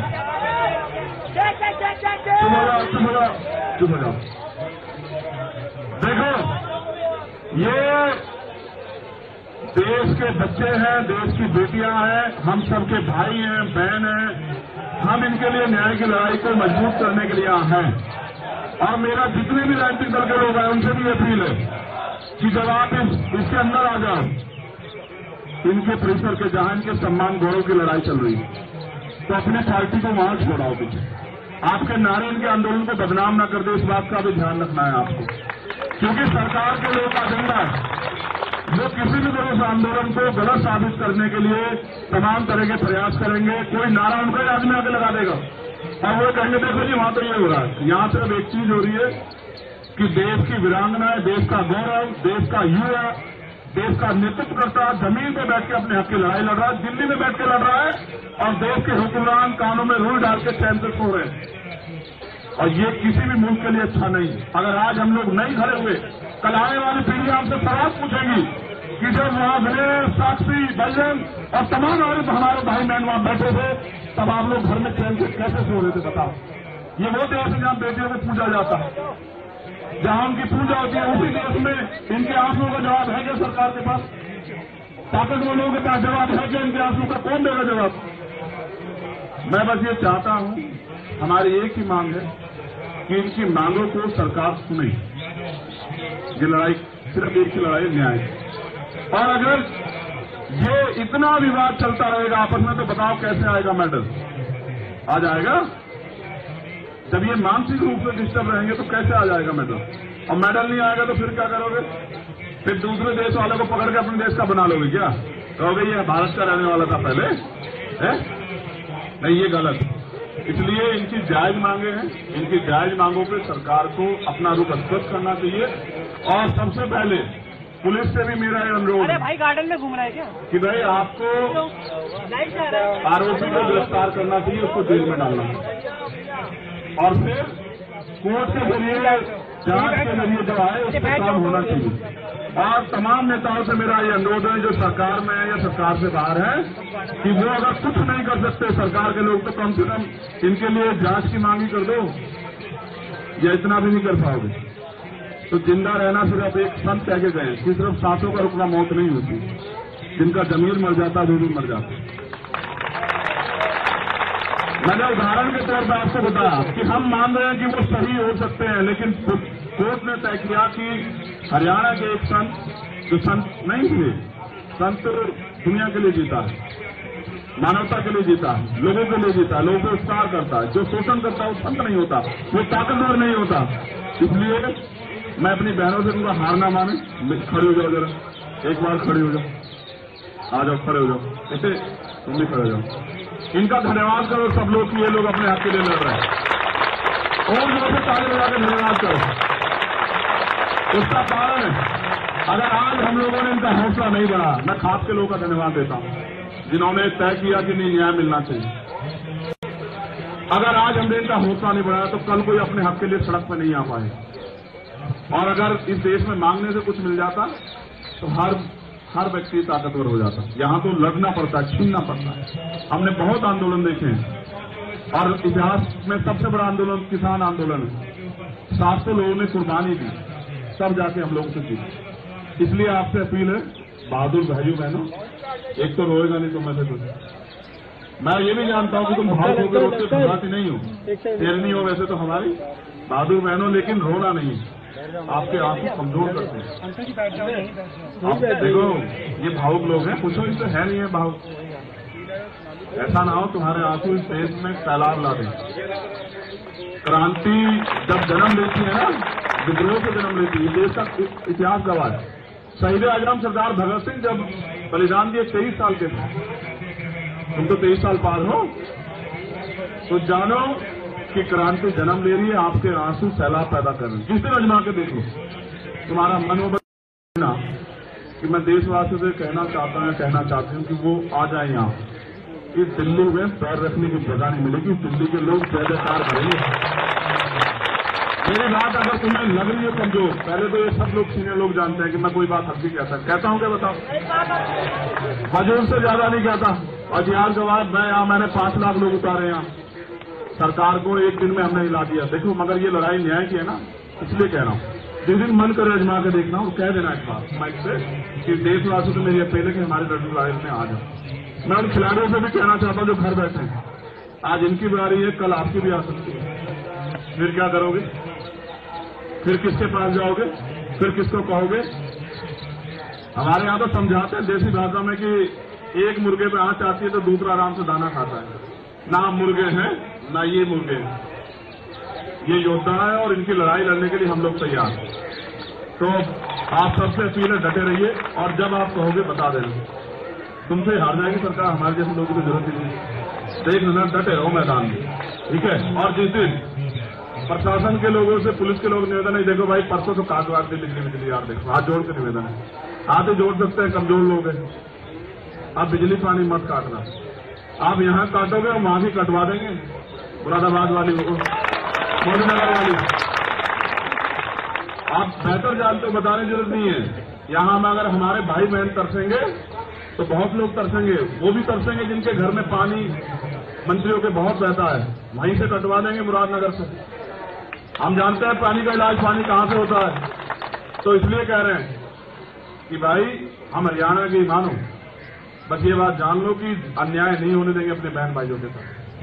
आप लड़ो, पूरा देश आपके साथ है, मुट्ठी भर उन पे मत वो करो। आपके खिलाफ वास्तव मीडिया में बहुत कुछ चल रहा है, मेरा मानना है जिनके खिलाफ चले वो समझ लो भी उस सही, क्योंकि चलाने वालों के डीपी देख लो आप, इसने तो हटा दी, इसको तो पूछा किसने, तो हटा दी। नहीं, वो प्राइम मिनिस्टर हम लोग सम्मान करते हैं, लेकिन उनको भी हमारी भावनाओं का सम्मान करना, उनको भी देश की बेटियों का सम्मान करना, देश के खिलाड़ियों का सम्मान करना चाहिए, उनको भी इनके आंसुओं की कदर होनी चाहिए। अगर पगड़ी बंद गई है तो उसकी लाज तो रख लो यार। तो बहुत बहुत धन्यवाद, मैं तो आपका धन्यवाद करता हूँ। अन्याय के खिलाफ अगर आप बोल रहे हो, एक मिनट किसानों, मैं तो इससे सुनना चाहता हूँ। ये बहुत बहादुर है, ये आवाज लगा के बताए कि ये लड़ाई को कहां तक लेके जाएगी। हम तो तब तक नहीं रुकेंगे, तेरे साथ खड़े साहिल की तरह। तेरी माँ, उस माँ की कोख से जन्म नहीं लिया जिसने जन्म लिया, तुम तीनों ने, चारों भाइयों बहनों, सब लोगों ने। लेकिन ये मानना कि अगर खून का आखिरी कतरा भी देना पड़ा तो याद रखना, नहीं मिलेंगे खड़े, किसी का मैं याद करके देखो, सब के बाद में। तुम बताओ, तुम कैसा महसूस करती हो? ये जो लोग तुम्हारे समर्थन में आए हैं, किसी पार्टी संगठन के नहीं, बस तुम्हारे भाई, तुम इस लड़ाई को जीतना चाहते हो, तुम लोग बताओ। हम तो यही करेंगे। आपने बताया सर, पहले तो सबसे पहले आपका बहुत बहुत धन्यवाद, और इन सबका तो बहुत बहुत धन्यवाद है। 8वां दिन है, आज सब लोग डटे हुए हैं, डेली समर्थन में आ रहे हैं। तो बस ऐसे ही साथ बने रहो, और जब तक हमें न्याय नहीं मिल जाता, हम यही डटे हुए हैं, हम यही डटे रहेंगे।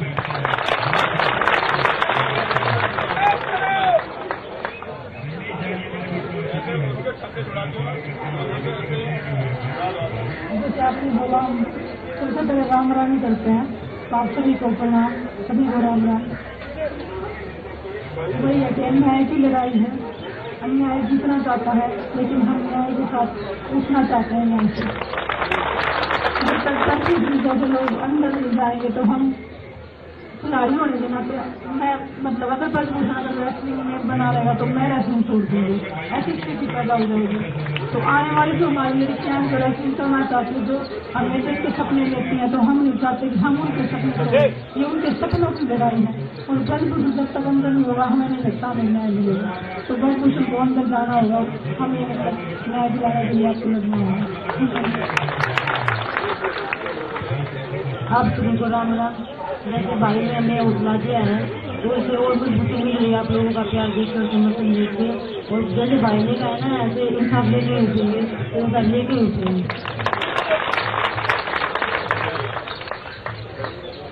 सभी को नमस्कार, राम राम। जैसे भाई ने बताया हमारी जो संस्कार ये इसलिए है, माँ बाप ने भी कोशिश में भी कि भाई सब बड़ों का आदर सम्मान करिए। और ये भारतीय बेटियों की सम्मान की लड़ाई है। जब तक न्याय नहीं मिलेगा कोई भी कुर्बानी देनी पड़े, जैसे भाई ने बताया किसी भी कुर्बानी के लिए हम तैयार हैं। जब तक न्याय नहीं मिलेगा ये लड़ाई जारी रहेगी। जैसे भाई ने बताया सभी समर्थन कर रहे हैं। हमने किसी को ये नहीं बोला कि भाई आप मत आओ, सभी आओ, सभी भारतीय बेटियां आई हैं। और जब तक न्याय नहीं मिलेगा हम साथ में खड़े हैं, जैसे हैं, और हर कुर्बानी देने के लिए तैयार है। और मैं भाई का भी यहाँ पे आए हैं हौसला देने के लिए। धन्यवाद तो नहीं बोलूंगा भाई, क्योंकि आप भाई ने भी बता दिया कि फैमिली में कोई धन्यवाद नहीं होता, कोई धन्यवाद नहीं होता। नीचे अरे यार जी बिल्कुल, मैंने पहले भी बोला आजाद भाई की सभी लोग आओ। बोला कि 140 करोड़ हिंदुस्तानियों का यहाँ वेलकम है। सभी लोग आके यहाँ पे भारतीय बेटियों को न्याय दिलाने में मदद करेंगे। ये सारी एक आर्मी है जी, एक आर्मी है। और आप लोगों का सपोर्ट देके और मजबूती के साथ आगे बढ़ रहे हैं। और इतना हौसला आप लोग हमें दे रहे हैं कि ये लड़ाई आगे लड़ते रहिए, हम आप लोगों के साथ हैं। इस पूरे देश से आ रहे हैं तो मैं आप सभी का दिल से धन्यवाद